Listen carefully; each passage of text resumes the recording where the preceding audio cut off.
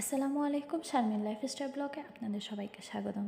আজকে আপনাদের কাছে নতুন আরেকটি রেসিপি নিয়ে আমি হাজির হয়েছি, নকশি পিঠা, জামাই পিঠা। আর আপনারা এই পিঠার নাম কে কী জানেন, কী নামে ডাকেন, কোন অঞ্চলে, সেটা আমাকে জানাবেন। ফার্স্টে হচ্ছে আমি একটা ব্যাটার তৈরি করে নিয়েছি ময়দা, সুজি, ডিম, দুধ দিয়ে। ডোটা করার পর হচ্ছে আমি একটা কড়াইয়ের মধ্যে গরম তেল নিয়েছি। গরম তেলের মধ্যে এই হাঁসটা হচ্ছে এখানে গরম করার পর হচ্ছে ওই ব্যাটারের মধ্যে দিয়ে তারপর হচ্ছে এখানে তেলে ছেড়ে দিই।